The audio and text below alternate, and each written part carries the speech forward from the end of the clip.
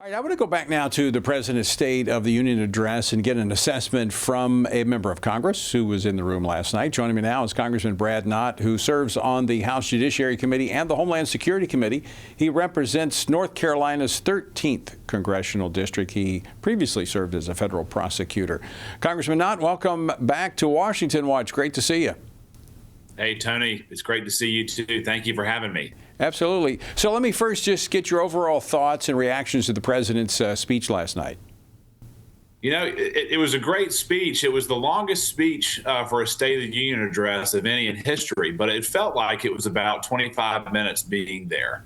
That's a pretty good metric. But what I really took away was the president, he asserted himself not only as the leader of the country, but the leader of the party who's going to fight for the American people. And whether it's protecting innocents, protecting children, protecting folks against the harms of illegal immigration, protecting our market economy, protecting choice in schools. I mean, these are all things that the president was very forceful in kind of delineating out the stakes, not just of where we've been, but where we're going to go. And I thought the speech was resoundingly successful in being patriotic and being forward-looking and really encouraging to most Americans who need something to be encouraged about. He said, we can do this if we stick together and rely on the same ingredients that have always worked for our great country.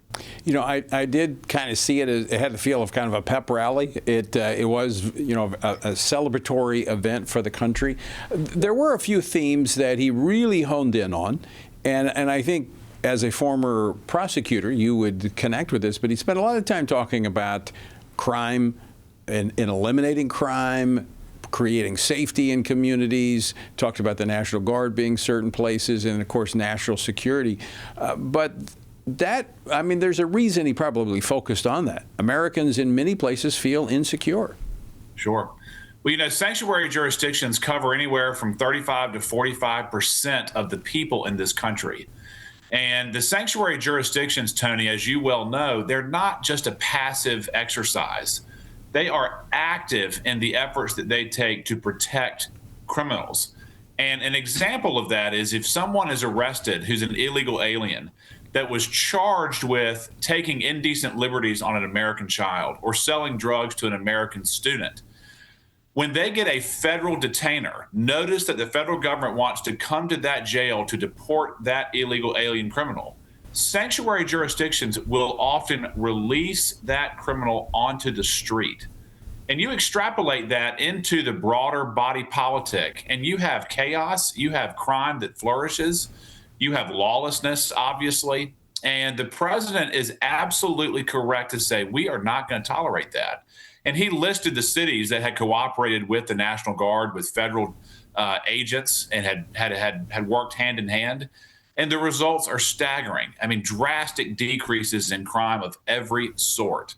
And, you know, public safety is the right that no one talks about. Americans should be safe, whether we're in our homes or on the street. And the president is the leader who will restore that right. Connected to that, there were a few things that the president called upon Congress to actually do legislatively. A lot of what was talked about last night, there was some, I would say, kind of a victory lap of some of the things he's accomplished in the first year. Celebration of the country. You know, I love to see the elevation of the military. That was a very central theme last night. But he called upon Congress to pass the Save America Act. That's related to the immigration issue. It's related to the crime issue. It is protecting America's election and the integrity of elections. Sure. You know, we have an extraordinary problem here in the United States that is completely resting on illegal immigration. Illegal immigrants in the country right now, they vote, they hold appointed offices. We know that they have held positions in law enforcement offices, school boards. Illegal immigration has really permeated every corner of the country. And if we continue to incentivize illegal immigration, it's going to continue to happen. And sealing this problem, one basic step is requiring an ID, requiring a proof of citizenship before you can register to vote, and then an ID to vote. It's a basic common sense test that the American people support. And I hope that we can get this across the finish line. Well, the American people support it, but some of your Democratic colleagues, or most of them, do not support it. Right. So I wonder, when most people don't know this, but when you go to vote there in the House, you have an ID card, and you have to use that card to vote. Now, do your Democratic colleagues, have they protested about that? No, there's no protest about that. There's no protest about Zohran Mamdani requiring an ID to shovel snow. There's no protest about showing an ID to do various activities, whether it's boarding an airplane or buying certain things. But this is one that really strikes a nerve with the Democratic Party, and it really begs the question why. And I think we know why that's the case, but that shouldn't stop us from trying to pass this common sense law. So the next step is in the Senate, and that's where the president looked. He looked to the majority leader in the Senate, John Thune, because the House has passed it. It's now up to the Senate to take this and move it forward. That's right. And, one of the big questions I have, candidly, is why every Republican senator is not for this measure. Again, we know that in various cities and jurisdictions around the country, illegal aliens have the right afforded to them to vote by these liberal governments. That cannot happen in federal elections. It absolutely must be stopped. And why these Republican senators, I don't want to name them, are resisting getting on board with this is beyond me, because most of the Democrat senators are obviously in lockstep against it. But I think if the American people can continue to persuasively beat this drum of persuasion, I think we can turn the tide here. I mean, it's an 80-20 issue, as you well know. Well, Congressman Knott, that's what we've seen on so many other issues. One of the other issues I'm going to talk about in this next segment is the transgender issue. And that's because people spoke up, and parents began to speak up about this a few years ago.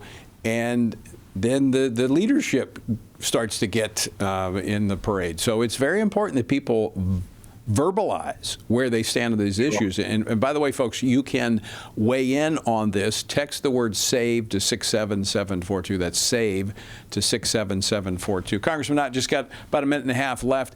Talking about immigration, the Department of Homeland Security is still not funded. What's happening? Well, the Democrats are flailing. I mean, again, they've lost the narrative here. They want to try to obstruct and confuse as much as possible. The American people know that illegal immigration is a huge problem, and they support the removal of illegal immigrants. ICE is funded, and the Border Patrol is funded, and so the Democrats are throwing a tantrum and hurting people completely unrelated to immigration enforcement, and it's a real disservice to the country. So it doesn't look, it's not going to get funded this week because Congress is headed back out of town. Democrats have a retreat. So, I mean, we're looking at next week before there's any possibility of it being funded, correct? That's right. And this is the TSA, this is FEMA, this is the Coast Guard. I mean, real patriots who are going without paychecks because the Democrats playing a political game here. Congressman Brad Knott, always great to see you, my friend. Thanks so much for taking time to join us today. Thank you, Tony.